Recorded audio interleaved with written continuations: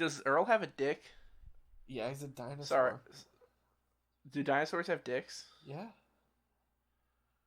I don't remember the part in Jurassic Park where we get to see any dino dicks. So I'm kind of upset. Not yet. Well, you gotta watch the parody, Jurassic Pork. They pork each other.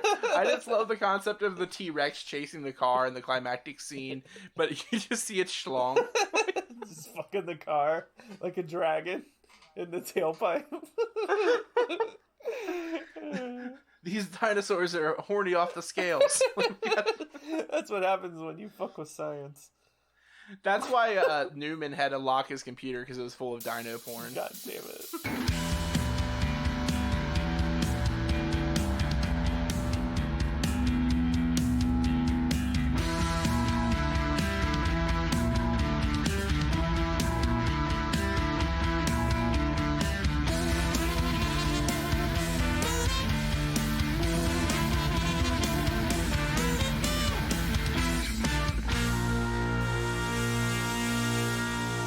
Honeys, we're home.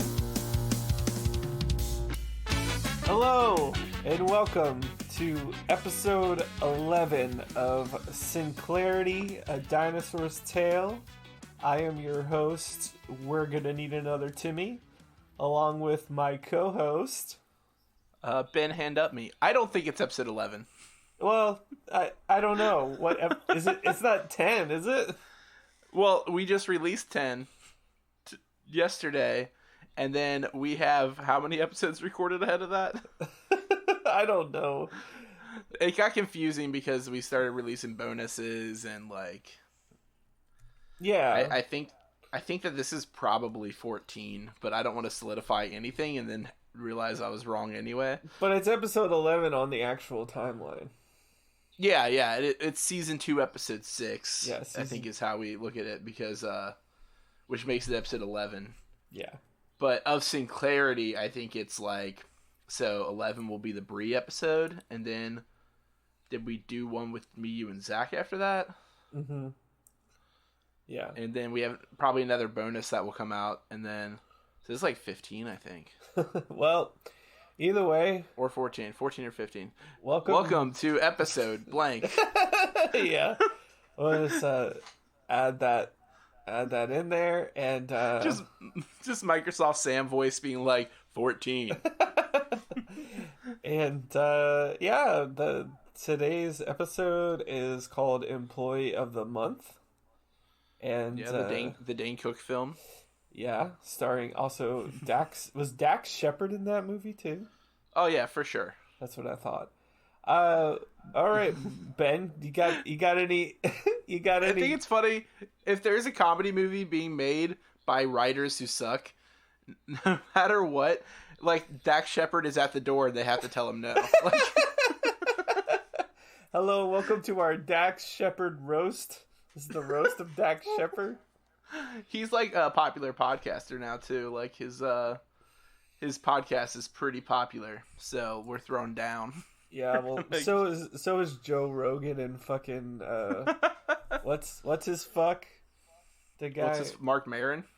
No, not Mark Maron. That idiot from the Man Show, Adam Corolla. Oh yeah, the car guy, mm-hmm. The guy who was named after the car he was conceived in. Yeah, he's not funny. No, he's not. He's a piece of shit. He's probably like him and Joe Rogan probably lost No Nut November together on day one. They love each other. They eat elk together.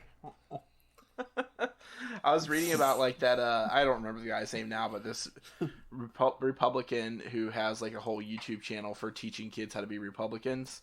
Are you talking about Prager University? Yes, I'm talking about Prager U, and I know that Adam Corolla works for him on his like channel. I bet he does, because he sucks too. Yeah, and his office is like a man cave. Pretty sure Adam Corolla goes around LA and he like beats up the homeless people. That's just a publicity stunt. Yeah, he doesn't. He does that. That's a Patreon subscriber level. He gives him some money afterwards. It's okay. I've been restless ever since Bump Fights was canceled. Well, he's like a little. He's a cuck. I just like that guy. He's the lesser of the two people who voice Death in Family Guy. That's what I think of him. He's the not Norm Macdonald. Yeah, he sucks. But what doesn't suck? This is our podcast about who sucks. What doesn't suck is this episode. No, it's a good episode. And Ben, do you have any information on this wonderful episode? Yeah, so it stars Dane Cook, and he works at a grocery store. He works at a Costco, isn't it? It's like a Costco, right? It's like a big box store, yeah. Yeah. It's basically a Costco. I don't know if it's actually a Costco, but it's pretty. You think they'd be able to nail that? Like they'd be able to get a deal with a grocery store to allow them to call it that, but I don't think it's called anything. I could be wrong. Definitely Costco, but not Sam's Club. Yeah, Idiocracy landed Costco, but then they tried to pull out. Well, apparently, like all the companies tried to pull out of it's hard. Idiocracy. It's hard to pull out of Costco. It's just so nice and inviting. Yeah, and every now and then their hot dogs aren't terrible. That's what I've learned. But usually they're... I don't know. People talk about Costco hot dogs, and I had one, and it was the worst hot dog I've ever had. Yeah. I was playing charades with kids the other day, and one of them, I guess their card was hot dog, but none of us guessed that. And I don't blame them, because I don't know how to convey that you are a hot dog. I'm processed meat. I'm pig buttholes that went through a dick shaper. Pig buttholes. There was this like meme. It's our producer Zach's favorite meme. That's like a baseball card fact thing. That's something about like hot dogs were invented when a bunch of pig buttholes fell into a dick shaper. Oh my god! Like Zach's favorite joke, ladies and gentlemen. This is our segment. Zach's favorite joke. That should be a segment on the show now. Zach's favorite joke. Oh, I just don't want to have that many racist jokes on the show. I'm sorry. That'd be so fucked up. By the way, we've been hiding a lot about Zach. In fact, we're hiding Zach. He's locked up in the basement. Yeah, if anybody, just don't report us. Hey, stay down there. Stay down there. Who's that knocking? Who the hell is that? I almost wanted to do like a Zach impression now, pretend I just came up to join the podcast. Like, hey, everybody. I love your impression of Zach. I don't know how to do it. I know I had to soften my voice a bit. Yeah, he has a very, very soothing... It's a very soothing voice. Yeah, that's how I lost in a nut November too. Yeah. But... You just listening back to our House of Treehouse of Horrors. Our horrible tree houses. Yeah, that episode was fun. I recorded that one by fucking candlelight. And I enjoyed the fact that my laptop could still record my voice until it was almost dead when we stopped recording. Yeah. Well, spooky. So besides Dane Cook, what's the lowdown on this episode, Ben? Here's the down low on this lowdown. It was written by the same two dudes that wrote our last week's episode, which is David A. Kaplan and Brian LePan, which I still think that's the same guy pretending he's not, because Kaplan and LePan just seem like some weird anagrams adjacent words. It sounds like he's like, I'm a writing duo, but it's just one guy. Yeah, it sounds like a fucking like 1920s like writing duo. This is the Smothers Brothers. Yeah, or what's that other one? The one from the UK, the two guys. Pat and Oswald. No, that's one guy. Pat and Oswald. The writing duo from the UK. It's not... that's Monty Python. Oh God. That's just his name. There's his name more is Monty. than two. Yeah, but if we're talking about ones that are good at writing, there's not. John Cleese. It's John Cleese, Eric Idle, and it's no. Eric Idle, he's the one who has a movie that he's been working on for a million years that never came out, I believe. Zach will tell all about it. I can't do that segment. That's Zach's thing. He's the one who told me all about it. Yeah. So, so we already told you about those guys last episode, so I don't really need to go too far into it. Yeah. And this episode is, I don't know if we mentioned it on the recording, but it's close to the premise of the last episode we did with the Graptolites. The Graptolites. It's kind of the same. Yeah. But the Agrolites. Yeah. Dirty, when reggae hit LA. Dirty reggae. Yeah, dirty reggae, the Agrolites. And it's kind of the same. It's not exactly the same. No, it felt like it was going to be at the very beginning of the episode, but then the focus of the story is different than what I expected. Yeah, so but in summary, Robbie bucks tradition and saves a caveman while Earl rides a cowboy. Yeah. Save a caveman, ride a cowboy. While Earl gets his big moment by making a suggestion at work, and now he gets to eat dinner with Richfield. Yeah. This episode was released on October 23rd, 1991. So for a while we were recording like the day of the episode airing, but years later. But we got off track a little bit now. Yeah, just like how next weekend we'll be recording a Halloween episode. So it's this confusing. We're recording this episode on November 7th, so if you in the future 3-4 weeks from now remember what happened on November 7th, it's when Trump made everybody lose No Nut November. with his tears by being declared a fucking loser. As if like a total fucking loser. God, I just love, like, I remember my dad was not a fan of Bush, but was like, thought that comedians were being too hard on our president while it was our president, and like had issues with it. But my dad hated Trump while he was alive, and I just love like watching like somebody as like clean cut as like Seth Meyers just on TV being like, this piss baby, like talking about the president. Yeah, fucking Seth Meyers and Jimmy Kimmel are roasting you. It's just like when you can have something that high profile and they're just able to just straight up keep calling the president a little bitch. It's really funny.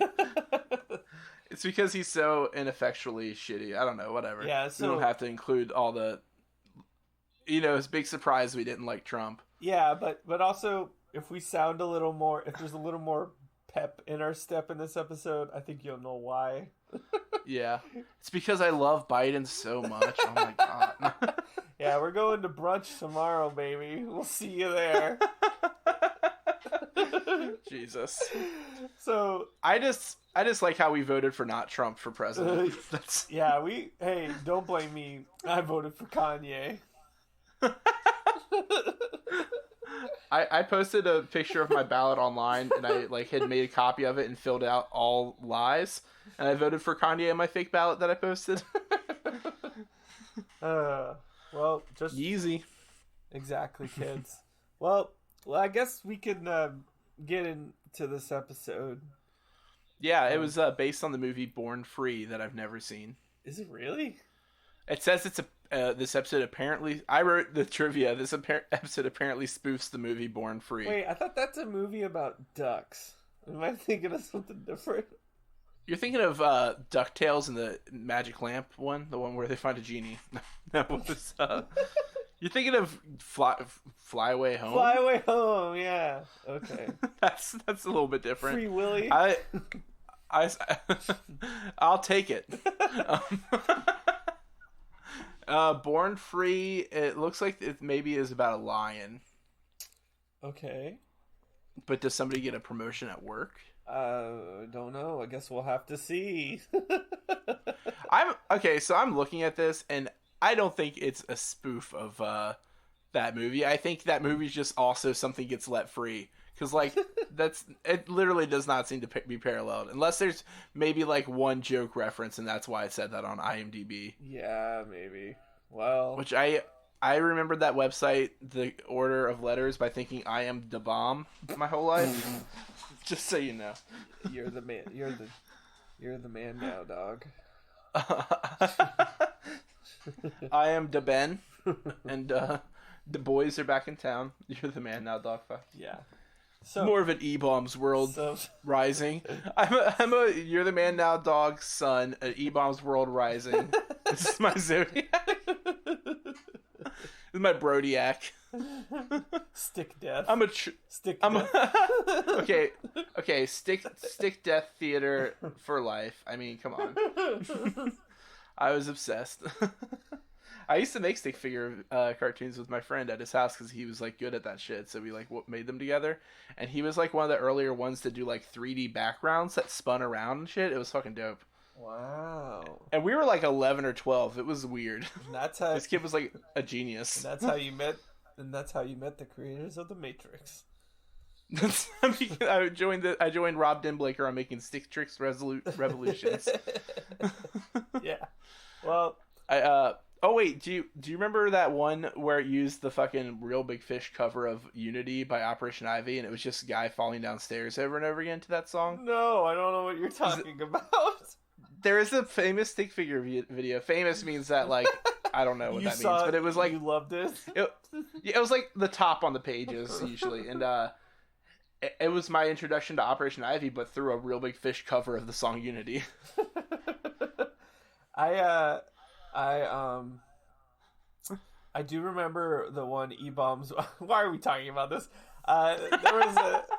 There was an E-Bombs World video about Kermit, and Kermit steals this guy's girlfriend, and he turns Super Saiyan.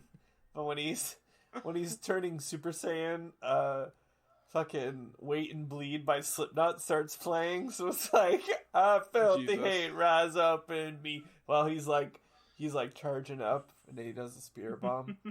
I need to get out my calculator to find out how much money we owe Slipknot for that line. Yeah, thanks. Sorry, Dick Nose. So yeah. So the episode. This episode. We need to quickly go to the episode because I was about to bring up Donkey's old videos from E-Bombs. So no. So this episode opens at the Bob La Brea High School. Yeah, he was one of those ancient dudes who was in charge of he invented hurling day. Oh yeah, remember that? You're right. He must be in the Book of Dinosaur then. Yeah, I was just reading. I was just listening to our episode the other day about hurling day, and I mentioned that Ethel names him as Bob La Brea. Well, he founded the high school cool. too. So yeah, and it turns out that Robbie's biology teacher is also the doctor. Yeah. But it seems to be a lot more serious as a person than that doctor was. Yeah, and so they're in class and they're dissecting today. Dissecting humans, basically. Yeah, cavemans. A bunch of cavemans. Cavemen, and Robbie... Robbie's is moving. Yeah, Robbie's is moving, but he's also very hesitant. He's just like, why do I have to kill a dumb defenseless animal? He's like, Mr. Sinclair, the moving is a guarantee of their freshness. Yeah. The miracle of life is as complex as it is beautiful. So we have to rip it apart. Did you ever do any dissections in school? We dissected owl pellets, which I think is owl vomit or something. Isn't it? It's poop. I thought it was poop, and then I thought later that it was vomit. So I don't know actually. Okay, well but it had little mouse bones in it. I never did because I was never smart enough for the big time science classes, so I never had to do it. Which I'm glad I didn't. I just picture your classmates walking to class, being like, "Big time science boys coming through the hall." I like System of a Down, so I do not like science.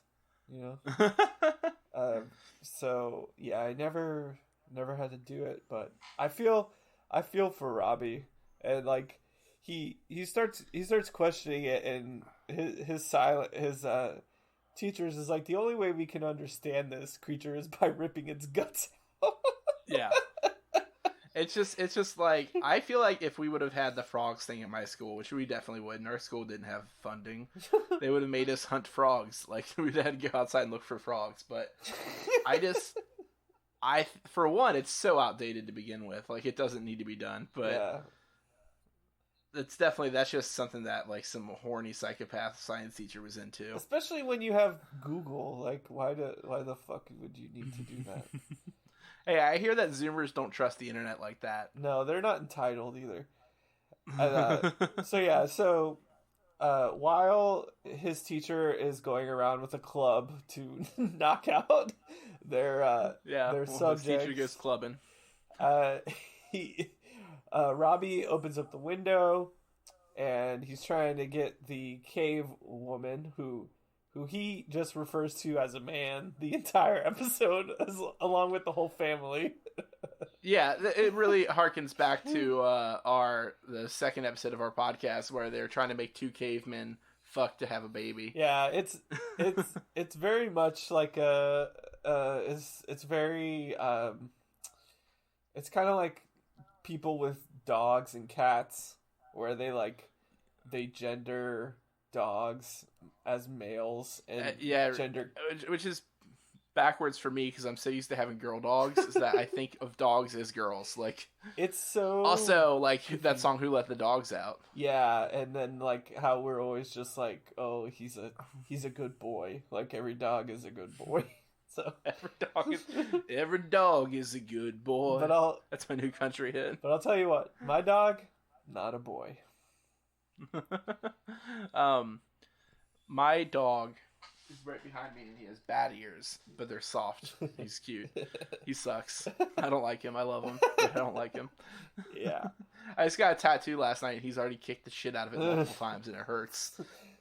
So, what I was gonna say about this is a thing where like all animals are dogs in movies. This is like a trope, and they do that in this episode where the caveman acts like a dog, and like so we already know that they think it's... Here's the thing is they're checking out its guts, but they don't even know whether it's a girl or a boy yet. Like, they haven't figured that part out, but they're already like, let's do complex innards. Like, well, I assume that that's how they can figure out the gender of the caveman. Like, they're gonna look at its genitals.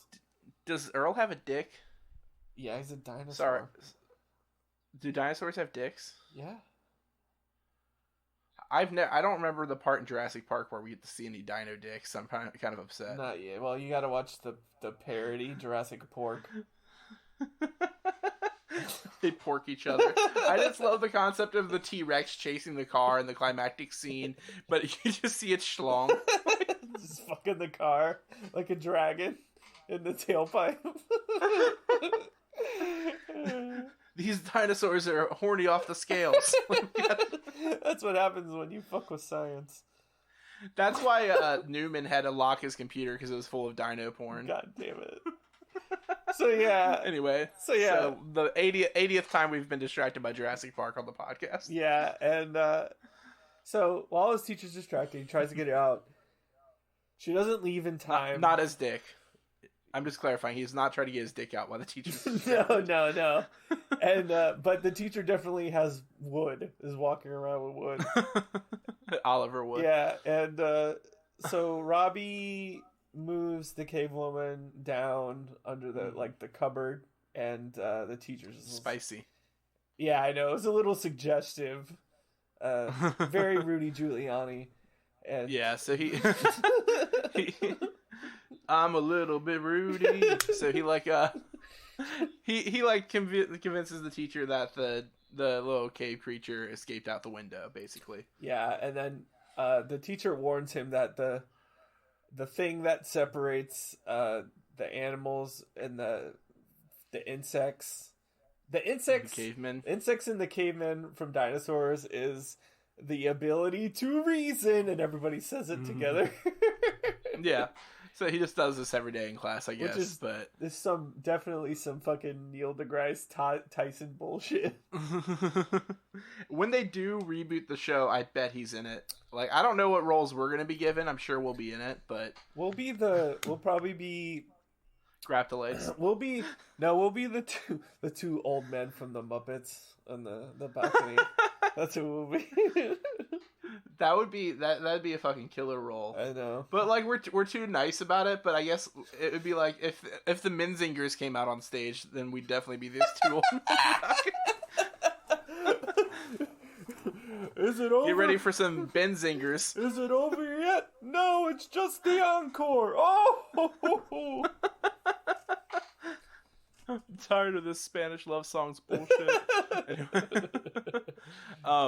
So yeah, I think it's funny that teacher calls him Robbie and Mr. Sinclair throughout the whole thing, but he never addresses the teacher by name at any point, so I don't have his name still. Yeah, the teacher just doesn't have a name. He's just a doctor. Yeah, he's just pretending to be a teacher. He's a doctor.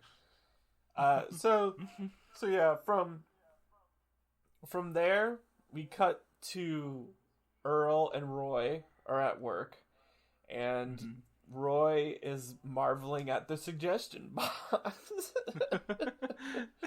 They just really don't know what the hell it is. I know. And he just puts his head up to it to listen for a suggestion. Yeah. You're a complete idiot. Yeah, Mr. Richfield, because it's located right outside of Mr. Richfield's trailer, and Richfield immediately opens the window. It's just like, you guys are so stupid. Like, he did. This solidifies my idea that Richfield can't leave his office, by the way. I'm pretty sure that puppet is stuck. Yeah, and then he's just like talking about like, this is for you guys if you ever have like a single thought in your brain. Like... Yeah. Well, he's like, do I have to explain everything? And they're just like, yes, sir. Apparently so. But he tells them, like, yeah, if you, like, even though we know that employees shouldn't have suggestions, if you do have one, put it in the box. And Roy's like, so we just put our heads in the box? That's great. Earl says it's easy enough for Richfield to feel superior because he had the directions to how the box worked with him. Exactly. So after that, we cut to the family. Okay, so here's my problem with Robbie here is so in the vegetarian / gay / drug episode, like Robbie is curious about becoming a herbo, and then we see him save the graptolites in the last episode. And he eats grapes in that episode. He eats grapes, he saves the graptolites, and then he saves this human from being dissected. But then he's in the kitchen eating fried chicken. Yeah, they were just not consistent on. I mean, he's like veggie curious, I guess. Yeah, he's veg curious. And so he's just eating fried chicken with this family, and Earl is immediately, like, rightfully so, he's very paranoid about the suggestion box. Yeah, well, he says, like, if he puts a suggestion in, it's proof that he wasn't working, he was thinking instead. Yeah, and, like, he just keeps saying that it's a trap, and yeah, he's Admiral Akbaring the fuck out of this. Yeah, Zach, can you add a little sound clip from Admiral Akbar right about here? Yeah, hold on, here it is. It's a trap! Thank you.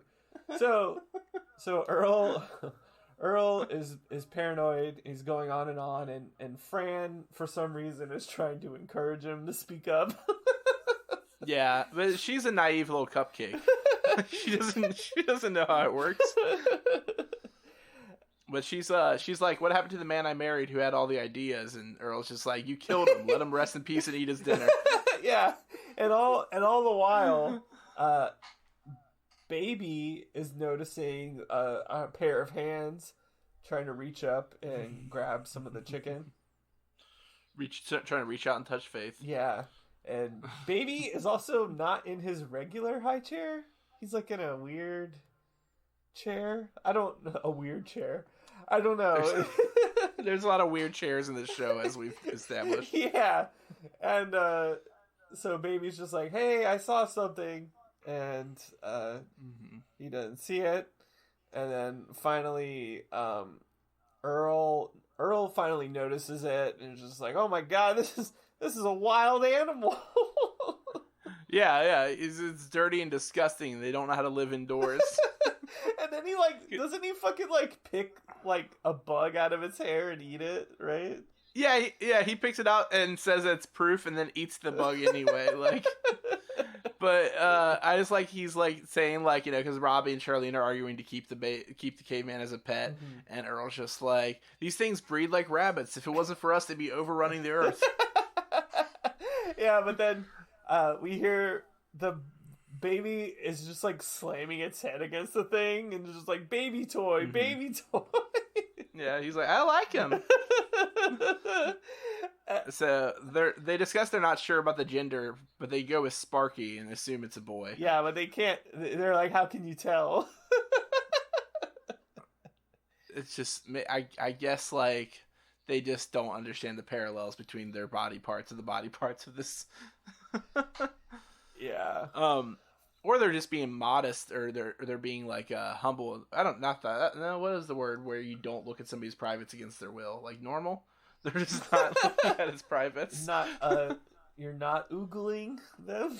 Ogling? Is it ogling or goggling? Googling? Googling? Yeah. We've come full circle.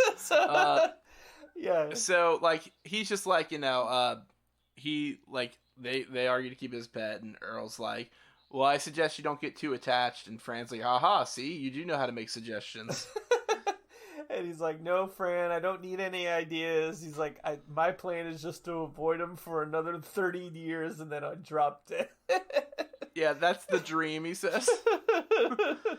I just like, yeah, he doesn't want him to know he's there. I appreciate it. I like, Fran says something like, I bet if you put your mind to it, you can come up with great ideas. And he's like, I'll take that bet.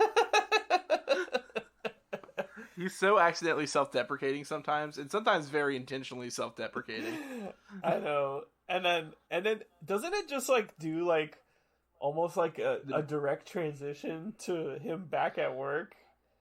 It does a sitcom scene change where he's like, she's giving him the ultimatum where she's like, either make a suggestion and face Mr. Richfield, or don't make one. And then it switches to the scene at work, and they're all at the same time saying, and have to face me. Yeah. And they're like, aha, your wives did that too? And Roy's like, yeah. Well, mine too. Well, my mom called. And Earl's just like, Roy. Yeah, I like that how Roy responds by laughing and saying, Roy. Like, I just enjoy Earl enjoying his friend in that moment. Was really funny to me. I had to write down him doing it. Yeah, and that concludes their weekly men's rights activist meeting.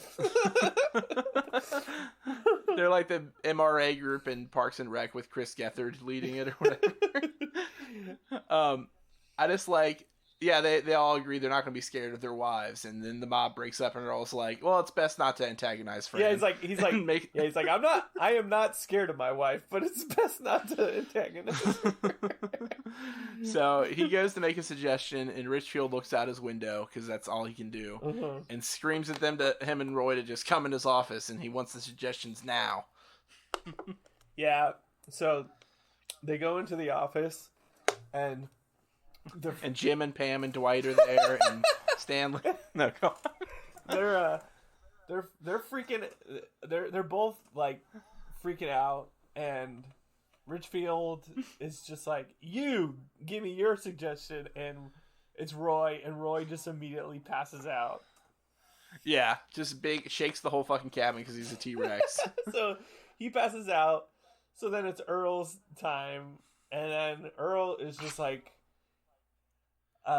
Actually, no. Richfield reads Earl's and says that Friday should be dress up day.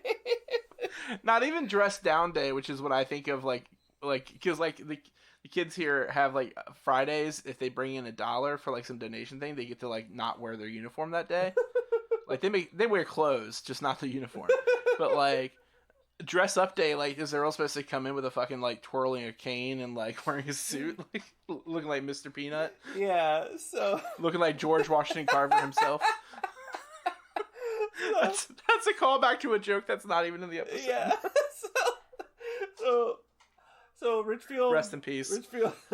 Richfield tells him it sucks, and then and then Earl just starts like babbling, like he's the first thing that can come to his brain, and he's just like, what about an incentive for being a good employee, like employee of the month. Yeah, this is from this point on the episode, Earl uses a lot of like extraneous vocabulary. Like he speaks above his abilities a lot throughout this episode. I guess he kind of does that. He's like dumb, but he's very verbose. Yeah, he likes words, It's I always think that's interesting that like they throw a lot of big words into his mouth, but he can't get big concepts. Yeah, doesn't he say like he's like floating on gossamer wings or some shit like that? Like, yeah, he speaks so poetically, but he's so dumb. Yeah, and then that's like me. I get it now. And just like Eminem. And Earl. Yeah, anyone can read a dictionary, dickwad. I know, it's in the word.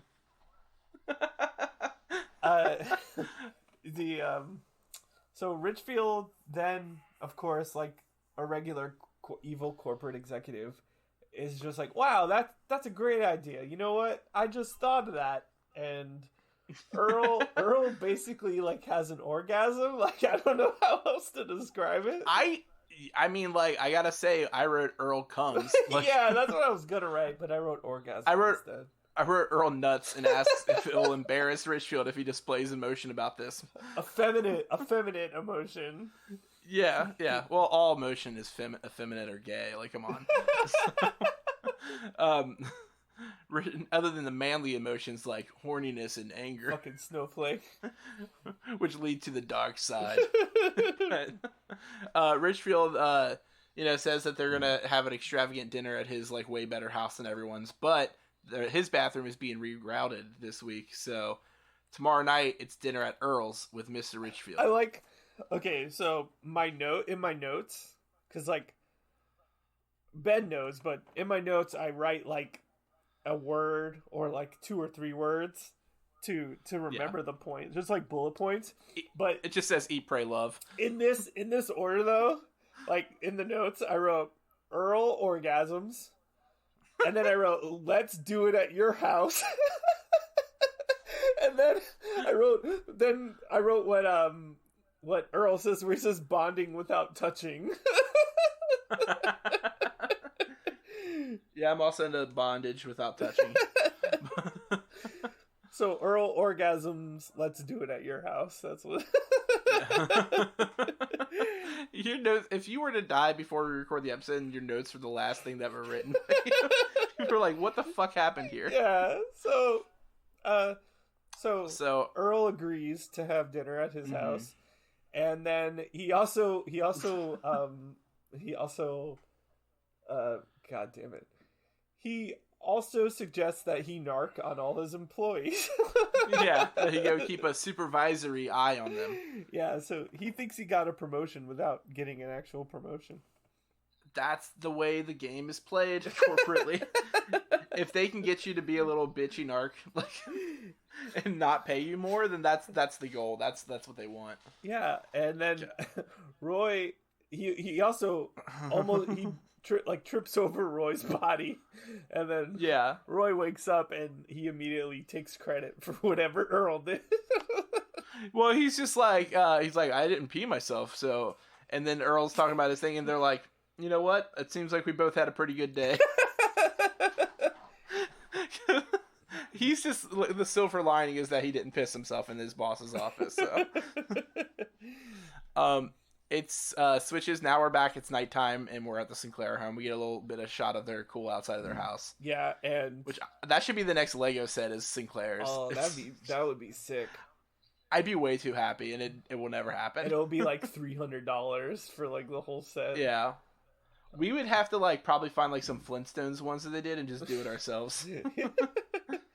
Yeah. So, yeah, it's nighttime at the Sinclairs, and Robbie and Fran and Charlene are watching TV, and it's like a nature show, and it's got the humans, and it's like the human mating ritual,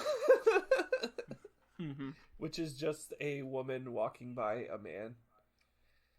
Yeah, then they tranquilize the man to tag his ear. Yeah, then they wake him up. I think it's the man that appears later in the episode too. Yeah, because Sparky is watching with them and feels a little sad. Like, oh, that's me on the television. That's me in the spotlight. Yeah, and then Charlene was like, oh yeah, like they actually have, very big brains, and it says it right here in this book, the big book of cavemen. Big book of cavemen. And then Earl comes home and Sparky's excited and like kisses him on the mouth. He's like, yuck, not on the mouth. He's just like, all right, gather around, dependents. See, this is like one of the scenes where he's just like, I didn't have time to write down everything he says in the scene, but it was like full of verbosity. Like, yeah, and Sparky gets his giant fucking slippers.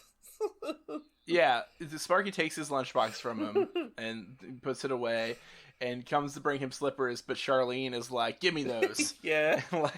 And me mugs Sparky as she walks away. Shoulder checks her.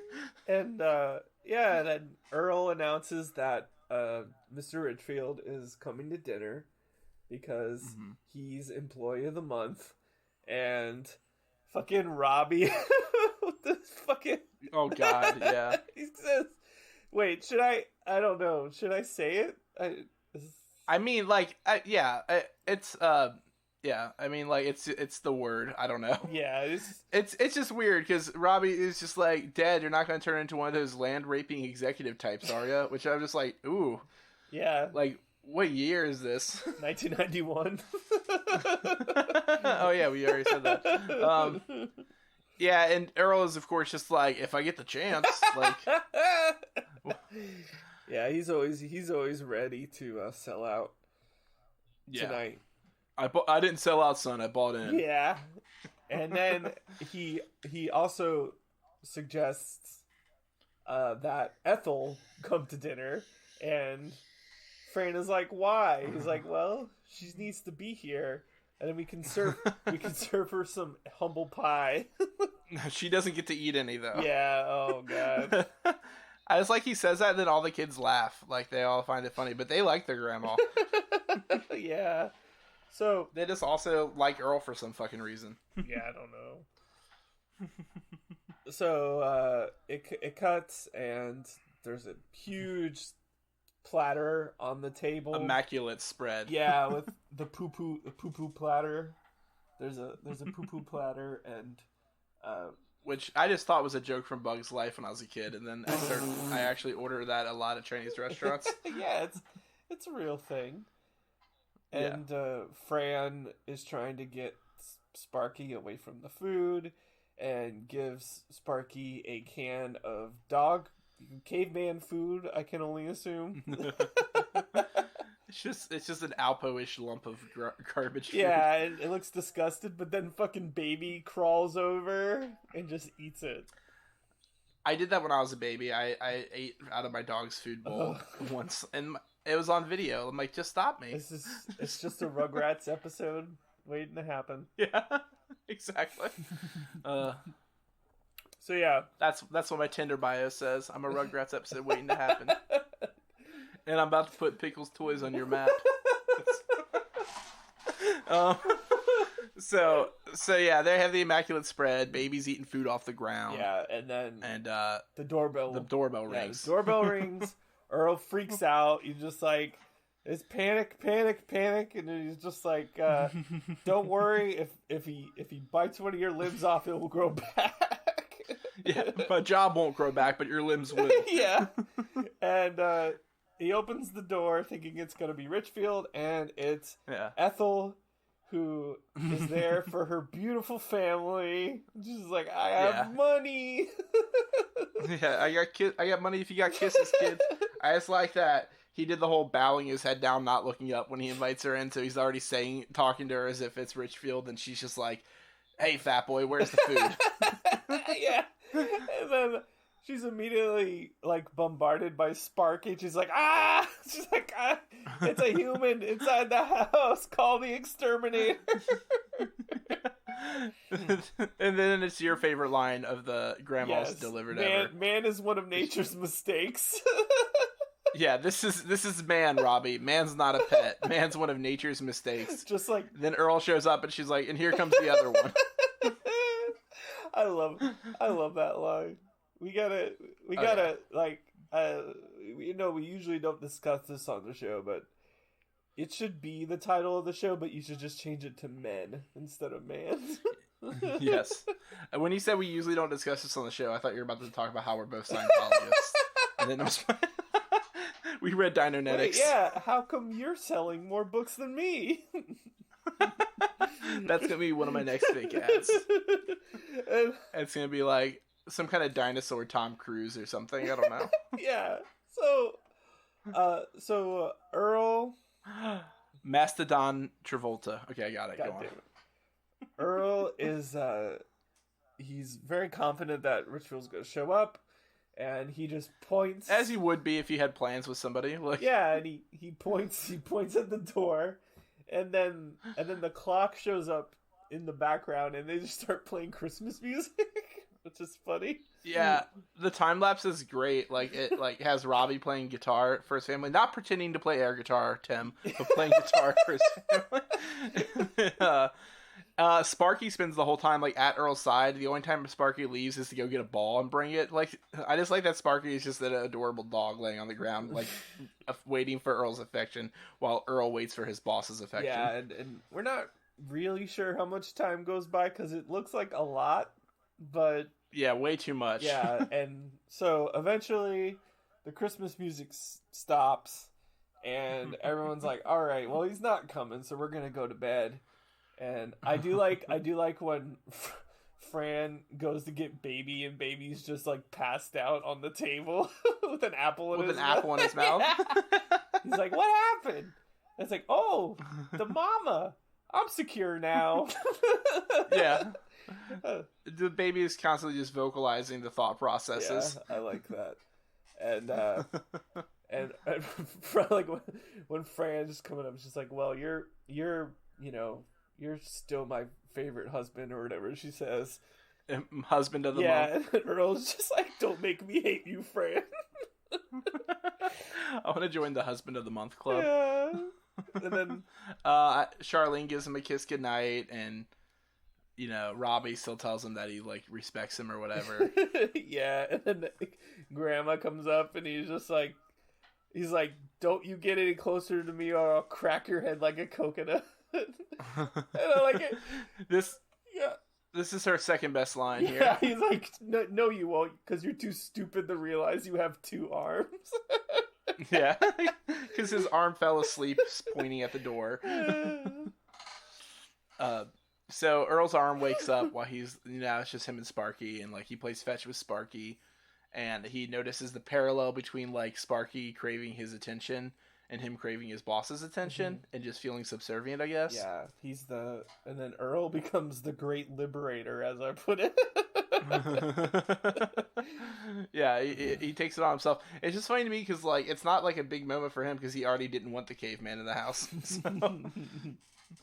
But he wakes up. I don't know if he wakes up Robbie, but he gets Robbie to join him, and they head out to the woods. Yeah, and Robbie's a little sad. It's just like, well, why don't we have to let him go? And Earl's just like, because I'm more highly evolved than Sparky. I got a job and a family. Yeah, he's like, Sparky still has a chance out there. Yeah. And then can still won't have to be sitting there waiting at its master's heel. Exactly. No Richfields, no masters, baby. That's my favorite Choking Victim album. Yeah. And then I love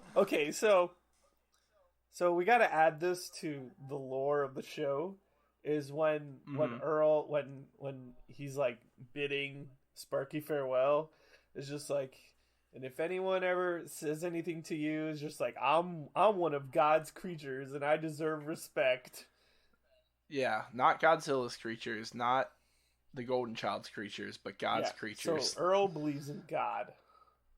Yeah, we gotta develop our show Bible, because I just feel like they didn't when they made the show. Because he also references hell and damning people to hell. and Mm-hmm. he now the tar pit. Yeah, he now it's like a gala. He recognizes God, and so they let Sparky free, and Sparky finds a girl, a lady, a really nice lady, and they. It's okay. Sparky finds Robin Williams in Jumanji when he comes back out of the board game. Yeah, because that's what this guy looks like. What year is it? Yeah, he looks like he's about to like run on top of that cop car like a crazy caveman. What year is it? I mean, like he literally just looks like Robin Williams in that scene. He asks what year it is, and Earl says 1991. And 6 million years ago. 6,000,003 BC, October. And while they're out in the woods, Robbie notices that he sees Richfield's trailer. Mm-hmm. And which is like where the fuck did they like? How close does Earl live to work? Why does he drive to work? I don't know. Like it starts to make, unless they drove somewhere far with the car to do this. I think so, but maybe they did. But Earl let the caveman out at his job. Like this is so weird. I can't. Yeah. So Robbie like convinces Earl. He's like, "Oh, the light's on. Why don't you go? Like, this is your one chance to go and confront him. You know." Yeah, and prove to me that you deserve respect. Yeah, and Earl's just like, "Oh no." He's like, "Come on, Dad." He's like, "No, go get help, Robbie." Yeah, he wants him to be ready. So, Earl walks in, realizes that fucking Richfield is not there, and just starts mimicking his voice. Yeah, this is revealed to us slowly, but like we just like at first starts with just you hear Earl walk in and he's like, this is when I wrote down this exchange because it was important to me. The psyche of Earl is revealed so heavily during this scene where he enters and he's like, "I'm busy, Sinclair," and he like tells him like, "You should have called me," and he's like, "How dare you tell me what to do?" And then he says his line, "I'm one of God's creatures, and I deserve to be treated with respect." Yeah. And then his boss starts hitting on him. Yeah, you're so handsome. Yeah, you got a lot of nerve. I like you. I like the way you think. I like the way you dress. Has anyone ever told you that you're a handsome guy? Or a good-looking guy? And then Earl does that weird, whoa. He came again. So... Come again? He's Earl is really pathetic. That's all I could. He couldn't even do a fake scene with his boss without hitting on himself midway through. Like I feel like that's what just happened. But he like says like, "You're not so bad yourself." So I think he was starting to do a fanfic himself, a slash fic between him and BP Richfield. Yeah, he wants to kiss him. Yeah, I wonder if he has to get him in the mood the same way Fran would have to, by making him some cocktails and whatnot, giving him a massage. And the worst part about it is poor Robbie, who's like under the impression that, his dad is this like stand-up person who's not going to take it from his boss. But yeah, so yeah, Earl gaslights Sinclair, continues his gaslight. And that's basically how the episode ends. Is they leave together, and Robbie's proud of his lying ass father. Yeah, he's like, "When someone pushes me around, I hope to have the guts like you." and he's like, "Yeah, me too, son."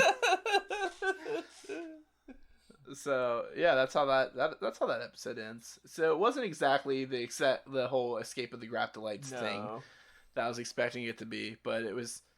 The same two writers wrote these two episodes, so we got a double of the double. We got a double of the double guys, who might be the same guy as far as I'm concerned. They are the Graptolites, like we acknowledged in the episode.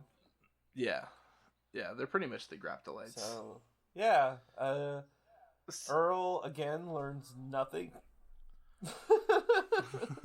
And he believes in God, so, yeah. I feel like it's... Like, we're going to have to watch his character development, because I feel like it's going to be one of those one step forward, 8 steps behind type situations. Oh, yeah. Where sometimes you'll notice a development, he'll probably be a little bit more ready to accept Robbie saying something than he was in the first episode when he was talking about Robbie being a dud. Like, he's definitely learning to respect Robbie slowly throughout the series, but, like, it's bizarre. Like, he's just dumb and verbose. It's even weird that Robbie even respects his dad in the first place. Yeah, no, like he's just too good of a guy. Robbie's too good of a guy. That's what it is. Like he's just giving him way too much lenience. Also, do you think Robbie had a thing with Sparky, considering the way she kissed him? God damn, I don't want to. Like, I avoided this whole episode, avoided bringing up any fetishes that were happening. Like, oh, okay. Because it was definitely like they were a step away from walking your boyfriend on a leash to the mall. Or at the grocery store. Yeah. I just only in Biden's America.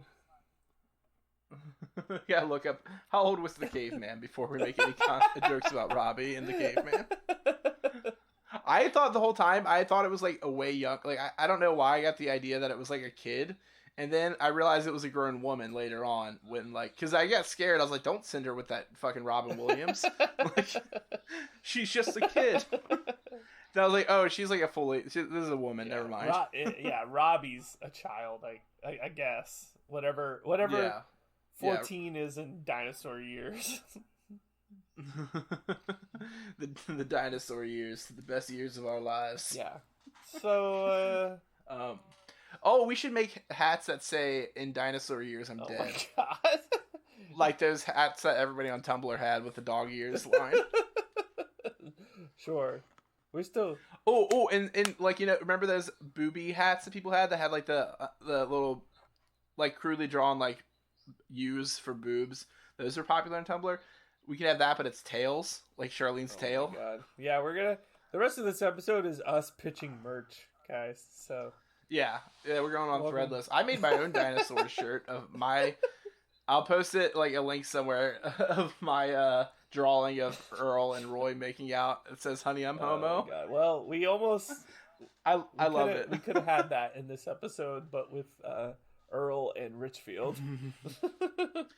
Yeah, that'd be more of like a like Earl trying to get promotion type thing.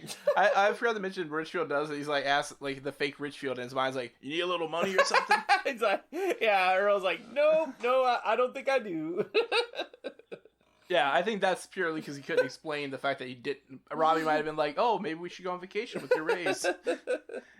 Yeah, but so yeah, that's the episode. Yeah.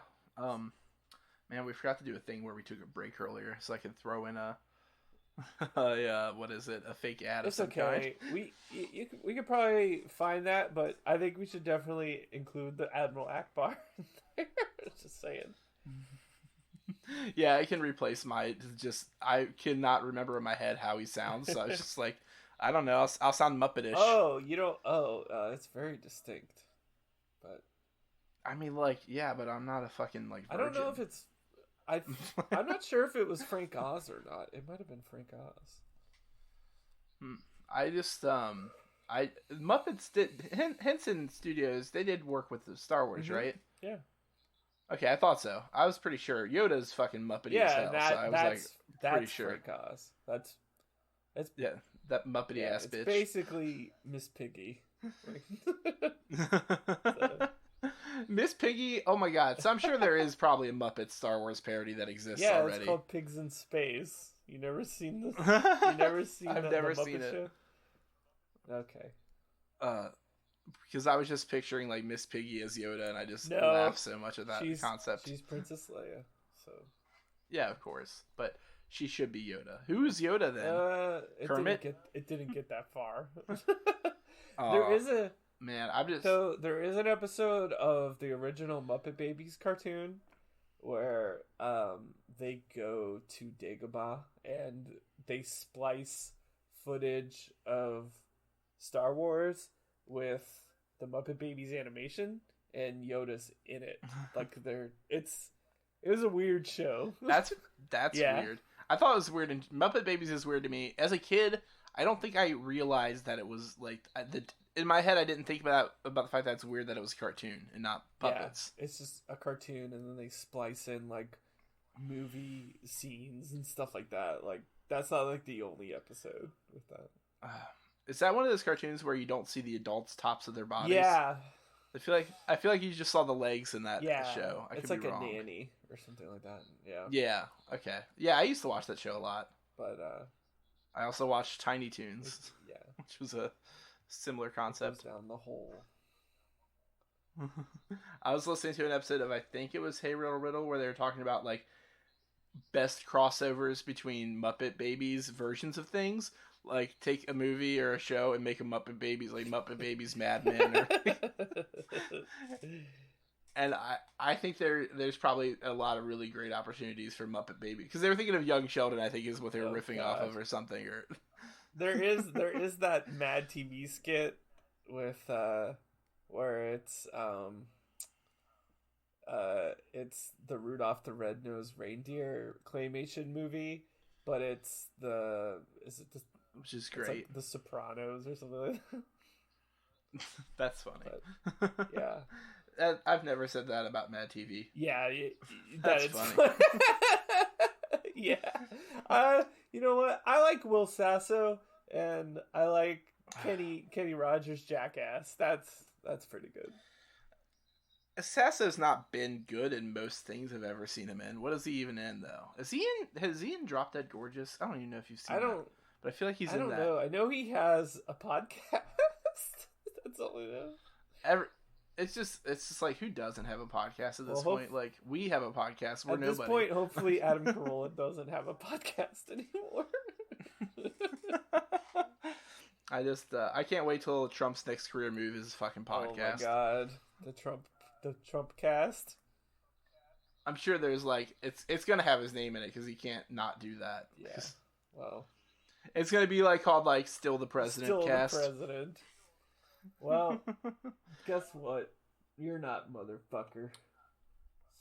So, mother father. Yeah, that mother father. This has been an episode.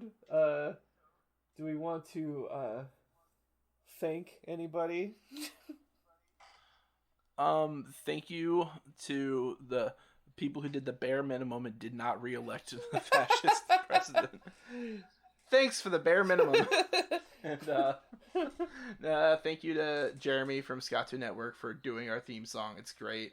I listened to just our theme song in the car the other day while at full volume because it's so sick. Yeah. I was listening to Flaming Tsunamis. I'm like, you know what? I'm gonna move over and listen to the Scotto Network cover. Yeah, and thanks to Zach, who you have all now heard the silky tones of. Yeah, Zach was with us last episode and with us for the Halloween bonus. But he also edits in this show for us, so that's pretty cool. Yeah, it's a nice thing to do. I thought it was funny when he was editing the episode with V, and he's like, "I'm like an hour in, and there's like nothing to cut yet." I was like, "Oh yeah, that was before I stopped," like, because he had told me to quit editing so much, and I had fully edited the shit out of that episode already. He was required to make the voices sound good, but like I had already done a bunch of like quick cuts to make it all like snappy. Yeah, and Amy. It actually takes us 8 minutes to respond to each other per sentence. And then also thank you to Amy Shenanigans.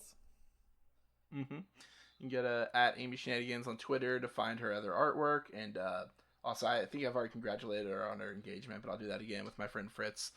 And then congratulations, Tim, on his engagement. And I'm a, yeah, I already did that on the show too. And I'm an uncle now, so congratulations. Oh yeah, you're an uncle now, and I'm gonna be a great uncle. Like, not like, you know, great as in an adjective that means good at it. But I have a niece who's having a baby. Cool. So this is the Uncle Podcast. We're not. It's Uncle Podcast. How come you never come see me? It's not the Dad Pod anymore. It's the Uncle Cast. Is Zach an uncle? Zach has a pregnant sister or whatever. Cool. I think I made some dumb joke when you both mentioned having pregnant sisters. I'm just like, oh, I'm gonna be a dad twice. I've never met your sister. I have met Zach's sisters. Yeah. And follow his cousin on. Never mind. Yeah. So with that being said, make sure to follow us on Twitter at A Dinosaurs Tale. And yep, you can find us all over social media that way. Facebook, we got Instagram. It's Riot Earl on Tumblr, but that's kind of a secret one I do. Riot Earl, like ERRL, like in the Riot Girl style. Yeah, we get it. It's It's good. And yeah, follow us on there and make sure to subscribe and leave a comment if you want on the episode.